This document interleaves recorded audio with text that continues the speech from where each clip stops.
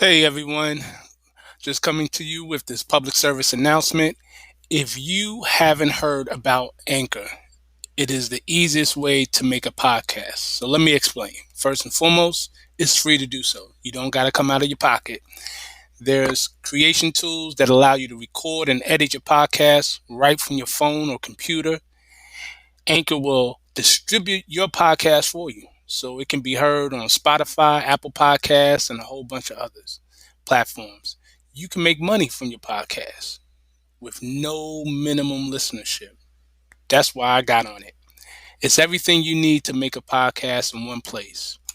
Download the free Anchor app or go to anchor.fm to get started. All right, peace.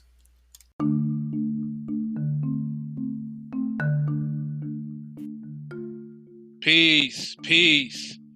We are back once again with Masterminds with Brother Shem L. I am your host, Brother Shem L, and I'm excited to be back with another episode. First, as always, for those who wish to check me out outside of this, you can contact me via my website, which is www.sheml.com. That's SHEM-EL.com, where you can communicate with me, send me a message. You also can check out my videos, my podcasts, check out the books if you're interested in purchasing my books. Also, you'll have the opportunity to get a free course lesson where you can check it out for yourself and give me feedback if you're interested in pursuing and enrolling in the beta group for the Meta Mind Mastery Mentorship. Just let me know. And as always, I thank each and every one of my supporters, my day ones, those who are new, those who have been checking me out as of recently, and my future ones to come. I appreciate all the support I've been getting. Special honors to one of my dear teachers, Brother Corbett Bay, Sheikh Corbett Bay.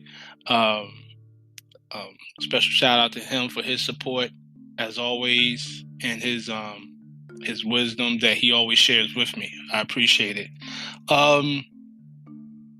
Also, want to thank everyone who had taken the time to check out the previous podcast, which is also on YouTube, the interview that I did with Dr. Jose Pimienta Bay. I want to give a special honors to him, a great scholar and a humble soul.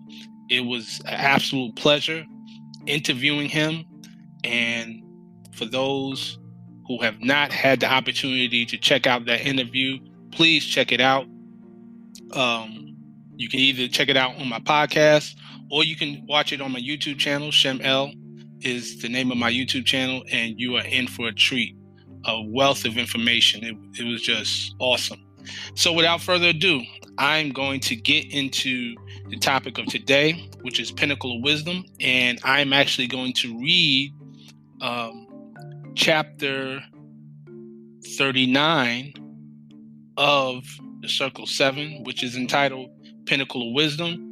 And we're just going to go into it in depth and really give a good breakdown to the best of my ability, exercising my five senses and my measure of understanding to kind of give deeper insight on this chapter. So I'll start from verse 1. As the eye of the morning to the lark, as the shade of the evening to the owl, as honey to the bee, or as the carcass to the vulture, even such is life unto the heart of man. Though bright, it dazzleth not. Though obscure, it displeaseth not. Though sweet, it cloyeth not. Though corrupt, it forbiddeth not. Yet, who is he that knoweth its true value? Learn to esteem as thou ought, then art thou near the pinnacle of wisdom.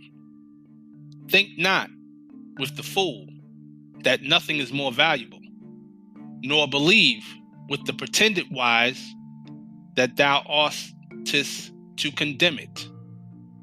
Love it not thyself, but for the good it may be of to others.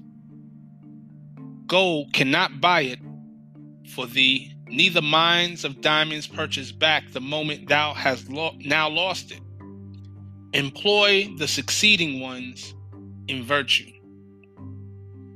Say not that it were best not to have been born, or, if born, that it has been best to die early. Neither dare thou to ask of thy Creator, where has been the evil had I not existed? Good is thy power. The want of good is evil. And if thy question be just, lo, it condemneth thee.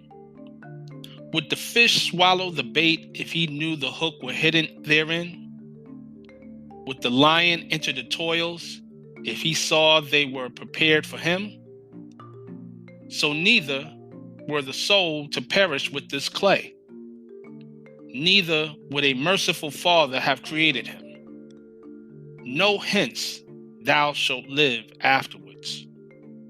As the bird, enclosed in the cage before he seeth it, yet teareth not his flesh against his sides, so neither labor thou vainly to run the state thou art in, but know it is allotted thee, and be content with it.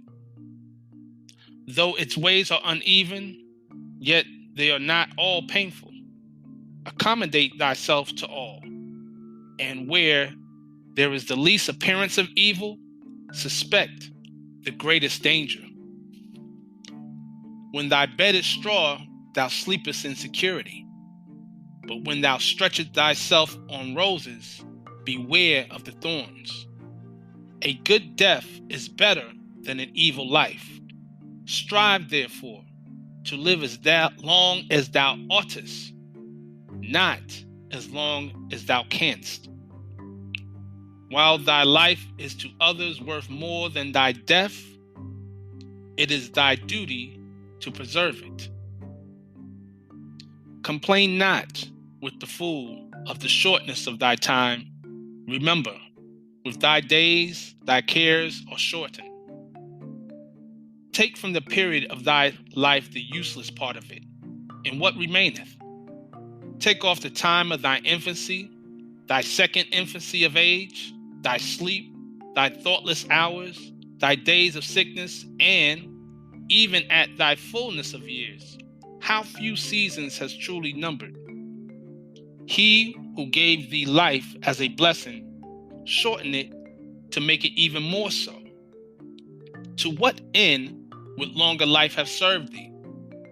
Wishest thou to have had an opportunity of more vices? As to the good, will not he who limited thy span be satisfied with the fruits of it? To what end, O child of sorrow, wouldst thou live longer? To breathe, to eat, to see the world? All this thou hast done often already. Too frequent repetition, is it not tiresome? Or is it not superfluous? Wouldst thou improve thy wisdom and thy virtue? Alas, what art thou to know? Or who is it that shall teach thee? Badly thou employest the little thou hast. Dare not, therefore, to complain that the more is not given thee. Repine not at thy want of knowledge. It must perish within the grave. Be honest here. Thou shalt be wise hereafter. Say not unto the crow, why numberest thou 7 times thy Lord? Or to the fawn, why are thine eyes to see my offspring 100 generations? Are these to be compared with thee in the abuse of life? Are they riotous? Are they cruel? Are they ungrateful? Learn from them, rather, that innocence of manners are the path of good old age. Knowest thou to employ life better than these? Then less of it may suffice thee. Man, who dares enslave the world when he knows he can enjoy his tyranny but for a moment, what would he not aim at if he were immortal? Enough have thou of life, but regardest it not. Thou art not in want of it, O man, but thou art prodigal. Thou threwest it lightly away, as if thou hast more than enough, and yet thou repinest that it is not gathered again unto thee. Know that it is not abundance which maketh rich, but economy. The wise continue to live from his first period. The fool is always beginning. Labor not after riches first, and think thou wilt afterwards enjoy them. He who neglected the present moment throweth away all that he hath. As the arrow passes through the heart while the warrior knew not that it was coming, so shall his life be taken away before he knoweth that he have it. What then is life, that man should desire it? What?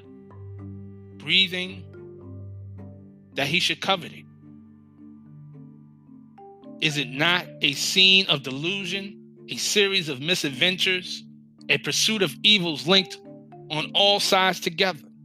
In the beginning, it is ignorance. Pain is in its middle, and its end is sorrow. As one wave pushes on another, till both are involved in that behind them, even so succeedeth evil to evil in the life of man. The greater and the present swallow up the lesser and the past.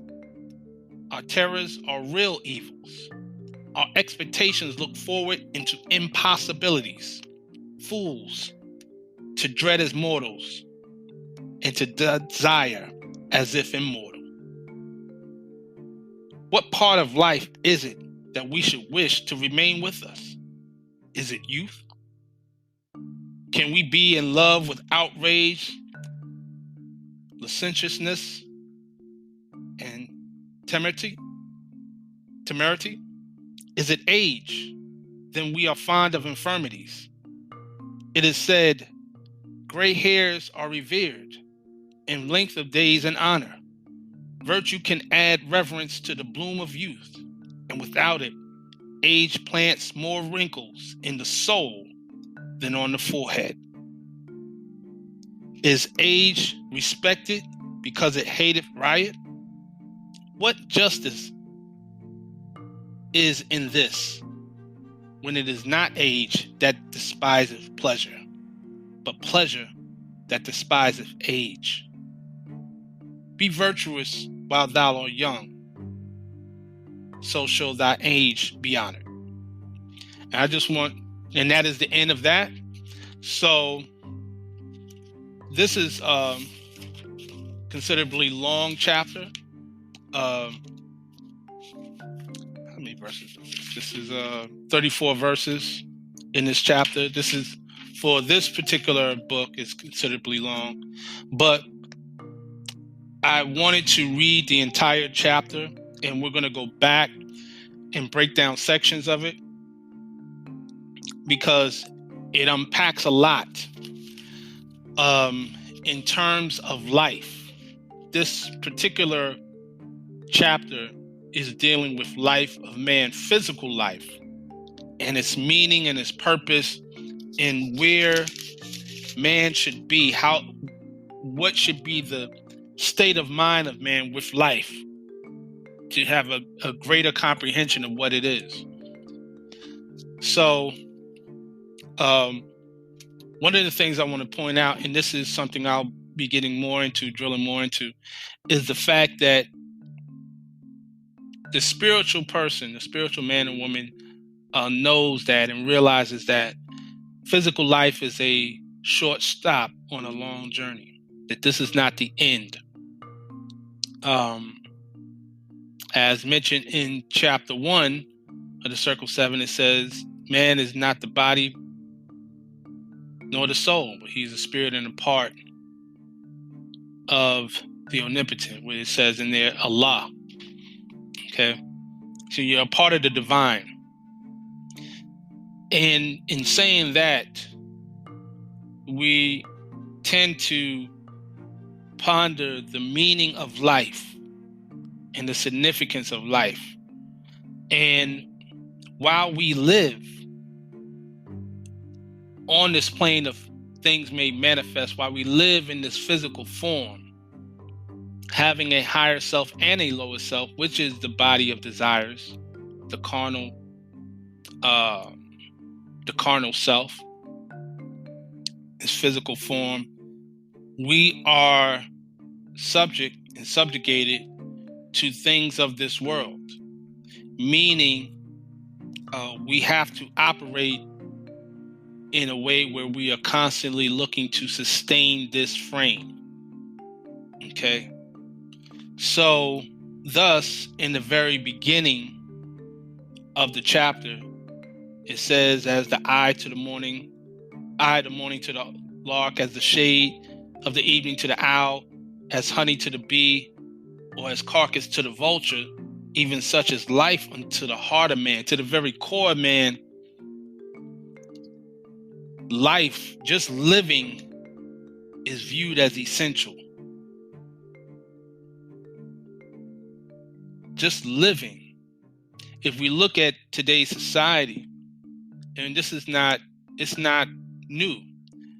We live in a society where health is a big thing. Physical health is a big thing.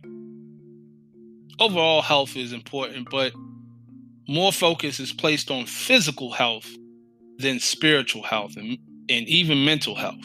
But definitely, like, for example, now there's a conversation about mental health because certain Olympians have taken time off from performing in the events due to mental health. So where they're physically strong and they're revered for their physical prowess, mentally they're shattered, right? Well, nobody talks about the spiritual. And so, with that said, you'll see a lot of advertisements, a lot of promotions, a lot of things, shows that focus on physical health. The new diet, the keto diet, the new supplements that give you energy, that it's all natural, no GMOs, organic, whatever. And these things have its place. They are important. But when it comes to the spiritual aspect, we tend to dismiss it. We will even be more inclined to be more invested in extraordinary capabilities of a physical aspect, but we'll buy into that. But when we speak of the spirit, we like, oh, that's unreal. That's a myth. It's not true. It reminds me of I've been lately watching these Marvel shows on Netflix, and one of them is the Iron Fist, and interestingly enough, the way they have the shows, all of these characters from these various different shows show up on each other's show from time to time. But the one particular character who plays Iron Fist, he always talks about the chi. And the funny thing is that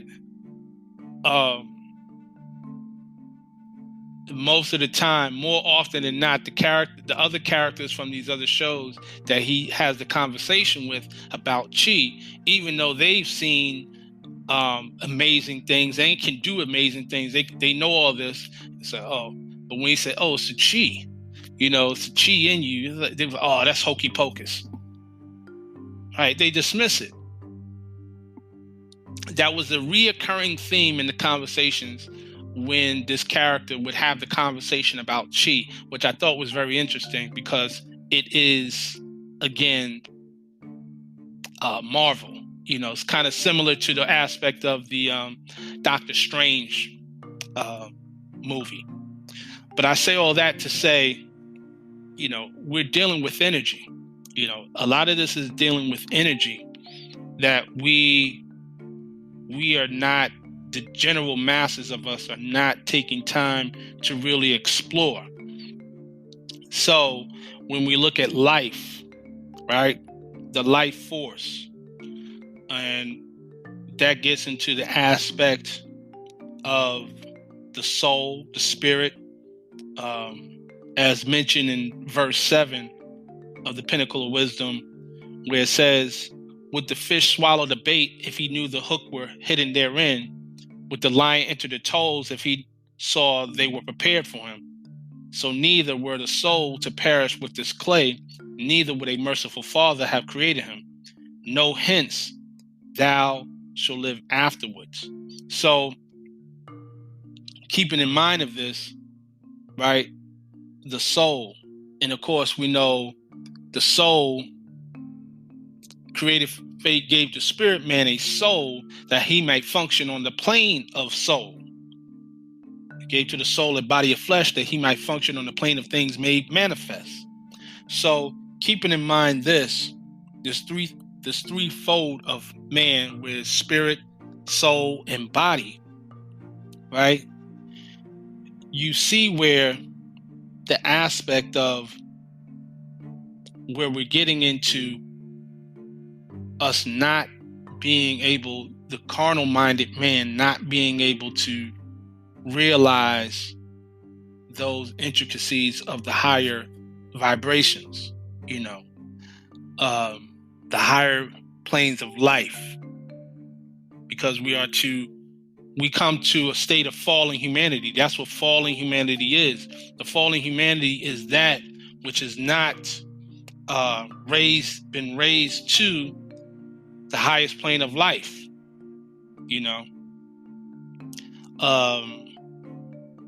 and that's the purpose of these lessons for that. So when you get into it and you think of this, I'll just give this real quick. The body, even when the blood and the oxygen and all these things come into play, there is a force that animates that, because even with that, a person can die, right? And they'll still have blood in their body. Their lungs will still be filled with oxygen, but something is off, right? The body is there. Everything it takes to live is there. And we're not talking about a person who's dying of old age, right? Or who got their head cut off or anything like that. We're just saying something, there could be a form of disease or just what they call natural causes, where the person just dies. Their body is still before the rigor mortis sets in, their body is still a body that is fit to live. Okay? And they will expire on certain days. And it's not that every physical person dies at the same age, right? Everybody does not die at the same age. We know this to be true. People die at different ages. Some people live longer, some people live shorter. Okay? So what is it that really causes life? It's not the body. It's not the blood. It's something beyond that. It's similar to a video game like Grand Theft Auto or something like that. The video game has already been programmed. It already exists. The characters, everything is there for it to do whatever it do. But if you do not get in and become the player, you do not join in and input what you input and actually make decisions and move the controls, right? It's dead. It's a dead program. It has no life. It has no value. In fact, it has no value. If you don't participate in the game, it holds no value whatsoever. Likewise, on this plane of things made manifest, a lot of things that exist, that have life, that makes things function, are the result of us participating in it, right? Thus, that ties back to the concept of thought is the cause of it all. You have to participate in it. Now, while we are here in this physical body, right, we have choices that we can make, but understand that it's not forever. It must serve its purpose to a certain point in time. That's why it's looked at as a thing where it says about as the bird enclosed in the cage before it seeth, yet tears not his flesh against the sides, neither are you to work vainly to run the state that you're in, but know it is allotted you and be content with it. Know that this body it's only given to you for a short period of time in comparison to your true life as spirit, right? Which is infinite. So, with knowing that, you're not going to run yourself raggedy and put yourself through unnecessary turmoil and things. And then also, you don't rush yourself to death. Okay? You don't rush yourself to death. That's why it says a good death is better than an evil life. Strive, therefore, to live as long as you ought to, or you should, not as long as you can. While your life is to others worth more than your death, it is your duty to preserve it, right? Because some people want to live forever if they could. There are people who actually do. Some people who don't. Some people understand this, and some people want to rush themselves to death. Follow neither extreme. Because, as it says in the Pinnacle of Wisdom, you have to understand to what end would longer life have served you? To what end? It's better to live a purposeful life than to live of a shorter time than to live a longer life with no purpose, not fulfilling a purpose. And these are some of the things we have to recognize and acknowledge. And we'll get more into this in our second half.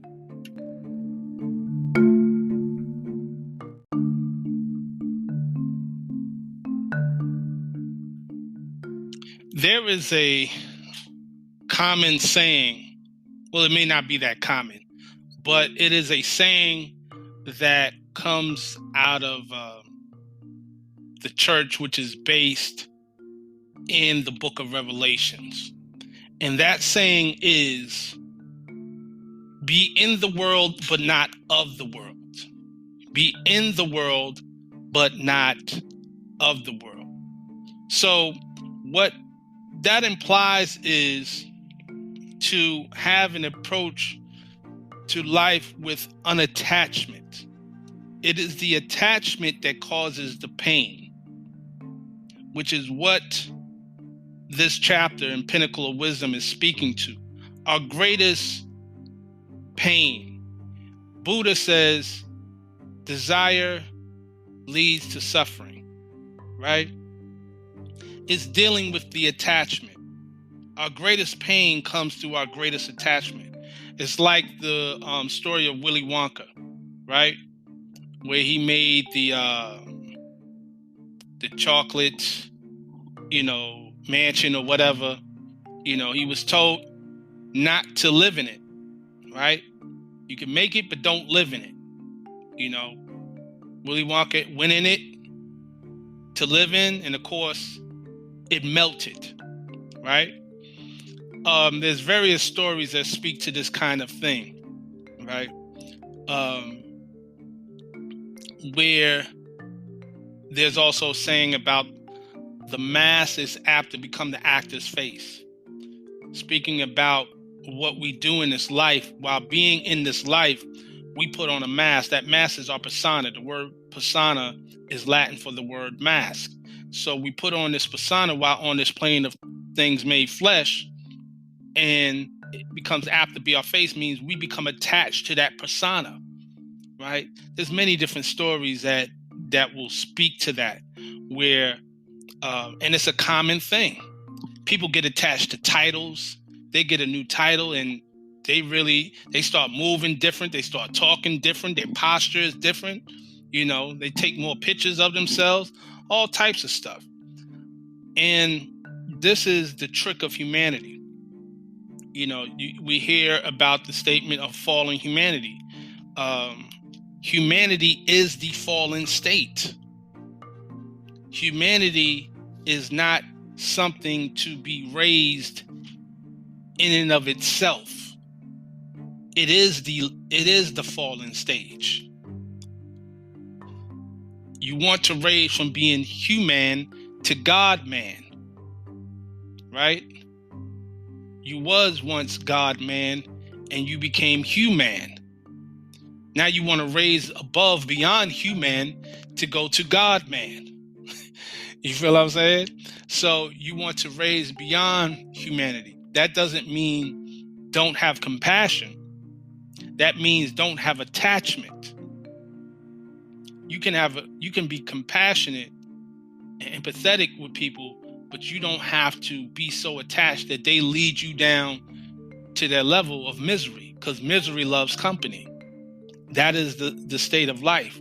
So when we speak about this, aspect of life, that's why, that statement is stated in the Pinnacle of Wisdom, where it says, though its ways are uneven, yet they are not all painful. Accommodate yourself to all, and where there is the least appearance of evil, suspect the greatest danger. When your bed is straw, you sleep in security. But when you stretch yourself on a bed of roses, you have to beware of the thorns, right? Because at your most comfort, the comfort of the world eventually will also be the scenario for your greatest pain. And the spiritual person understands that. They comprehend that reality, right? So the thing is to be in this level of contentment, not operate off of the pendulum of desires, of likes and dislikes, because that will set yourself up for disappointment and pain. And then going into where it says later on in the chapter that a good death is better than an evil life. Strive, therefore, to live as long as you should, not as long as you can, right? So you want to see this life for what it is, as a vehicle in which to go through to learn your lessons and to pass your test. Because if you think about, to what end? It says, to what end, O child of sorrow, would you live longer, to breathe, to eat, to see the world? All this you have done already. Too frequent repetition, is it not tiresome? Right? So many things that we do as human beings. We talk about the good old days. We back in the day where, we had kingdoms and there were great empires, and, we were in power, and, we come from a great people and all this stuff. And there's a desire to recreate that somehow, some way, right? While the intentions may be good, right? What is neglected is the spirituality. What is neglected is the spirit.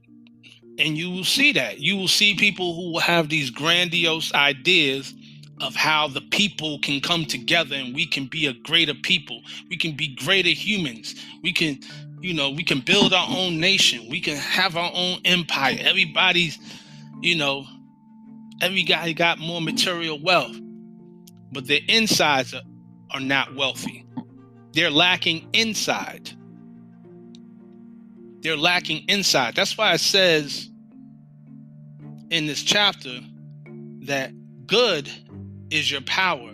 The want of good is evil. To want good means there has to be a lack thereof. If you're wanting good, that means good is not around. There's a lack. Want means lack. For you to want something, there has to be a lack thereof. And the good flows from within. It reminds me of that statement. It reminds me of the just going back to the Marvel theme. I watched Luke Cage. I watched both seasons, and at the end, Luke Cage, for those who watched the show, he came out of prison. He was sweeping floors at a barbershop, but he had this special power. Even though, he was just a nobody, he was working 2 jobs, he wasn't really respected. He rose up the ranks pretty much by flexing his power, his abilities. And he became famous. That's how it started. It started with the fame. He became known for fighting crime and all this stuff. Then eventually, people wanted to invest in him. But what was interesting is that he got so deep that he ended up acquiring what they call Harlem's paradise. And keep the scenario. Paradise is heaven. Paradise was a club. So this club called Paradise, he inherited from a woman who was evil. She was evil, but she gave it to him supposedly because he loved Harlem as much as she did. So in the end, he gets. It's a spoiler alert for those who ain't seen it. So I'm sorry if you've never seen Luke Cage. My apologies. But he gets it, and he becomes the man of Harlem. He becomes that guy, right? But in the underworld. But of course, he has a good heart. He's not trying to hurt nobody. But he's respected by all the gangsters. He's gangster now, basically. And the very last scene is when he goes into his office in the club, and you hear the voice of his father. The person who played his father, and his father said, "Good flows from within." He said, "Your power flows from within," and it was relating it to the good in you, being good. You have the power within, and it was this whole thing about power. Power because his skin could bounce off bullets, or power being money, and all these things. And at the end, he's sitting alone, and he has this sad look on his face, and he's remembering what his father said, that the power flows from within. So relating to all of this, right? And we know in a deeper metaphysical aspect, power is a manifest. It is a result of force, right? And power is an illusion.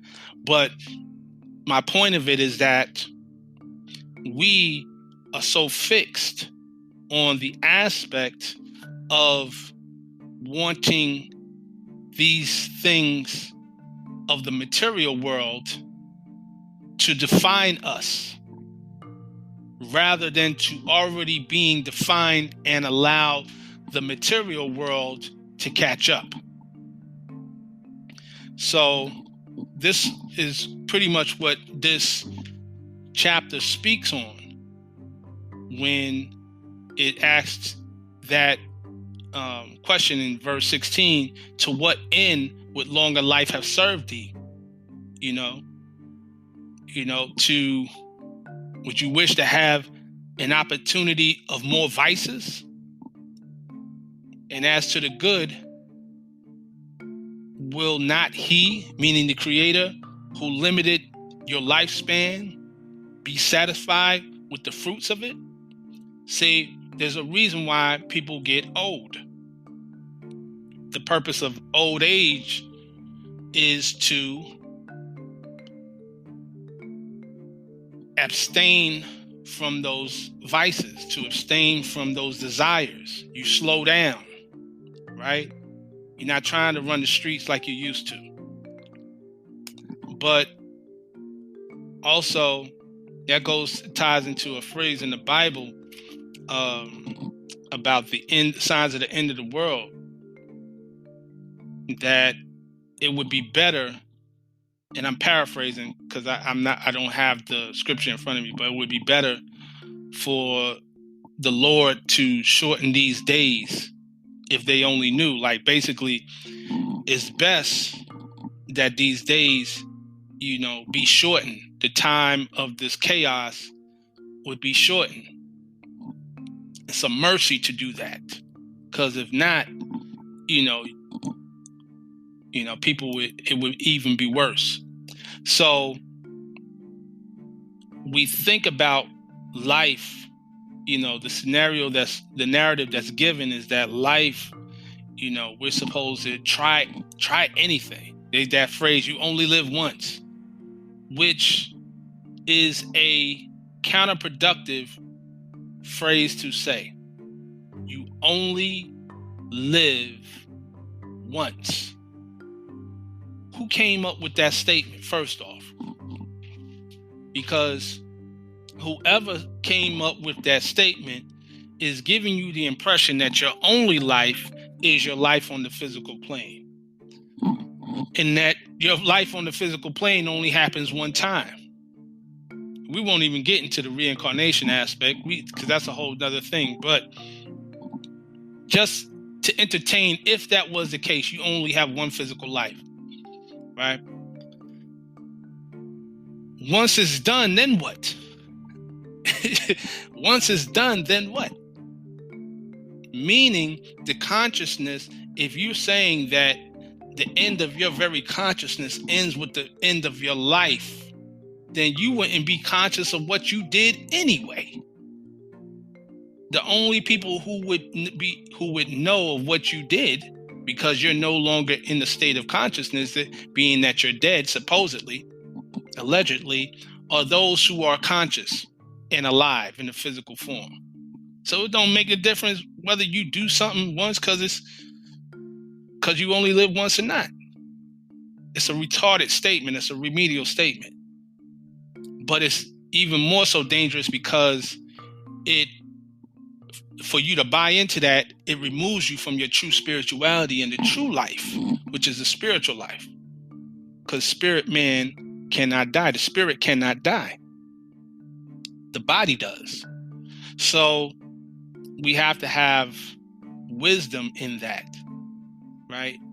And the observation of nature helps one come to that wisdom. One of the greatest tricks is for us to take us outside of nature, where everything is artificial and we're constantly chasing things one after another, where you don't get the time to stop and be still. If you get the time to stop and be still and observe nature, it will open your world up to a world of possibilities, a wealth of possibilities, of realities, not even possibilities, realities of what life truly is beyond the physical. Because you'll get to be in tune with the cycle of life. You'll get to realize that there's cycles in life. Like, for example, I, myself, along with my wife, started a garden. And one of the things we are learning is that, which we knew, we were told this, but we're experiencing it now. It's an experience. It's not just told to us. It's not just something we read. It is that food exists in cycles. All plant life exists in cycles, right? I'm going to use the word crops. You have spring crops, summer crops, winter crops, fall crops. You have seasonal. There are seasonal plant life, seasonal food. Certain things are not, in that ties in with us as human beings eating these things. You come to realize certain things are not supposed to be eaten year round. Certain things are not supposed to be eaten year round. They are not. By nature, according to nature. Yet and still we eat it. An orange is not supposed to be eaten in the dead of winter, to give the example. Because it couldn't survive naturally. An orange tree wouldn't produce oranges in winter for you to be able to eat it. It would have to be placed in an artificial environment for it to even exist as such. Or you would have to import it from a place where the weather is more conducive. But you yourself are not in that environment. So you're eating out of environment and out of nature. Now, most of us are guilty of that, including myself. I'm just going to be honest about that. I'm not here to condemn anybody. I'm just speaking to a realization of how we've been so far removed from what is. And the trick has been to keep us in an artificial mindset, where everything is artificial. Everything, of course, you can get this instant, that instant. You don't have to wait. Why do it now? But we operate naturally off of cycle time. It's not linear, it's cyclical. So that being said, that's what this speaks to. That's what this chapter speaks to. It speaks to cycle of life. It speaks to cycle of life because that, like it was said about the fish swallowing the bait or the lion entering the toils, certain beings, there are certain animals that are raised for the purpose of food. That's their sole purpose, to be food. Yet and still, they exist. Most are not conscious of such a thing. And then there may be those that are and are content with their fate. And then there are those who have come to that realization. I'm speaking of animals. And they are of such a consciousness where they will do their best to escape that fate. Whether they succeed or not is to be determined. It is the same with human beings. It is the same with human beings. Some of us, through this programming, on this matrix are nothing more than a food source for the quote-unquote gods. Your food for the gods. But not necessarily food source in a sense. Not necessarily is it always a food source from a physical standpoint. That may happen too, because cannibalism does exist. It is real. Human organ trafficking does exist. It is real. Right? We've heard all the stories. We don't have to get deep into that. You can do your own research. It is real. However, on a higher plane, it could be and it is, your mental, emotional, and spiritual energy is the food source.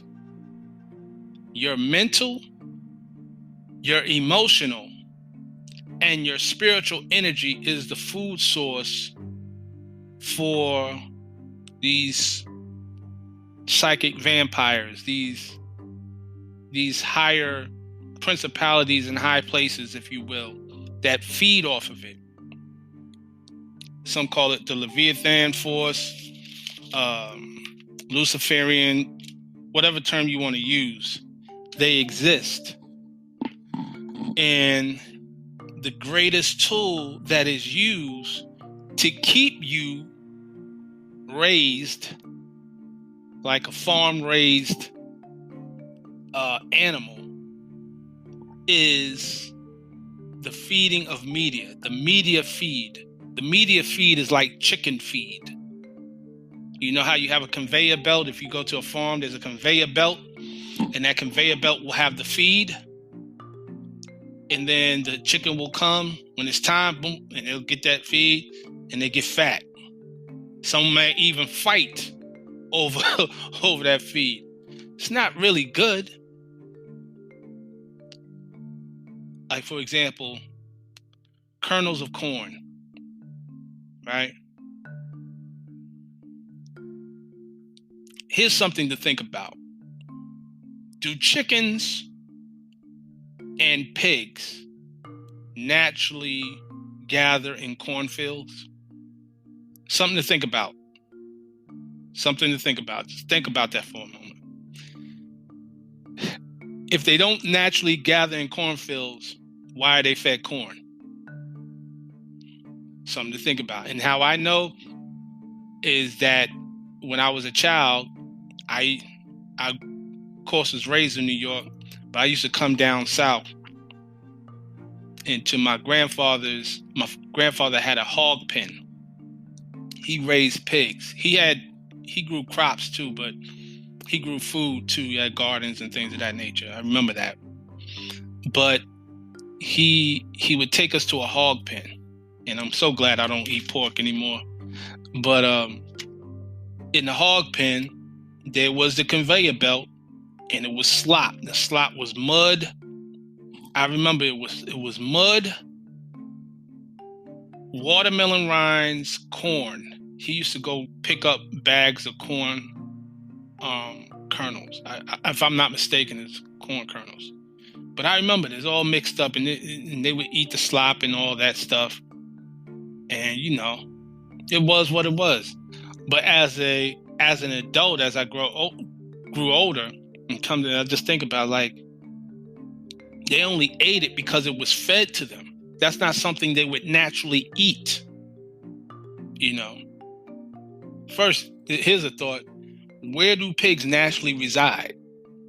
That's a thought you need to think about for a moment. I'll let y'all sit in there. I'm not talking about a wild boar. I'm talking about a pig. Where do pigs naturally domicile at? So, it's something to think about. Okay? Y'all get back to me if y'all can come up with the right answer. But anyway, my point of it is that human beings are the same way. Human beings are taking these media bites from all platforms, not just, your CNNs and stuff, social media too, all of it. And we're only eating it because it's fed to us. But we can choose, if we raise our consciousness up, we could choose to not eat that. Know that that's not something to eat. That was formulated, and it's not for us, our benefit in the long run. It's just to get us fat for the slaughter. So you now can look at media in a certain way where certain things are fear-based. And if they can get you to operate off of fear, you will do what they tell you to do. That's getting fat for the slaughter. That's being food for the gods. Where you no longer operate in your God mind, but you operate in a slave mind. See, Noble Drew Ali, he talked about being redeemed from mental slavery because he already knew the physical slavery was over.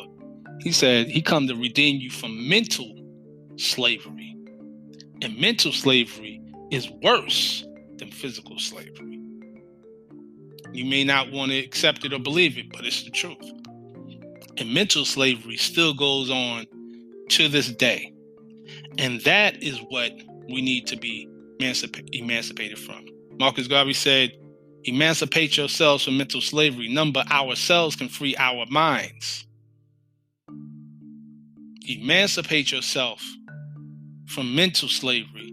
None but ourselves can free our minds. It is the self that frees the mind. That goes deeper than what you thought. It's like none but ourselves can free our minds.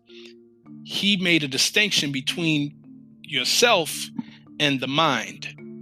The self is what frees the mind, not the other way around. It's not the mind that frees the self. It is the self that frees the mind. The self is higher than the mind.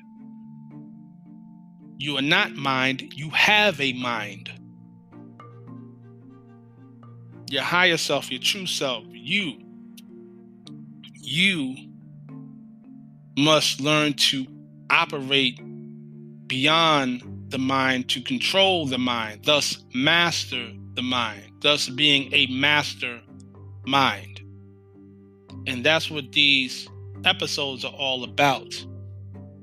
So that, we'll not be caught in the aspect of mortality and immortality. We'll live, it's beyond that. Because we're not caught in the illusions of the world. Right? That's why it said in that circle 7, said, what then is life that man should desire it? What is breathing that he should covet it? Is it not a scene of delusion, a series of misadventures, a pursuit of evils linked on all sides together? In the beginning, it is ignorance, pain is in its middle, and its end is sorrow. See, in a sense, life is a direct reflection of the omnipotent, right? Just as the lower self is a reflection of the higher self distorted by the murky ethers of the flesh. So we have to get to that divine state, right?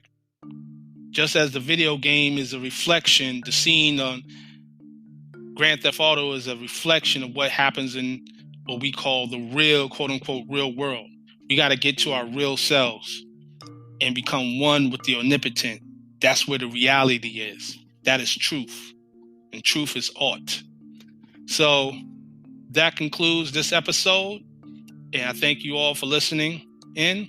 And until next time, peace and love.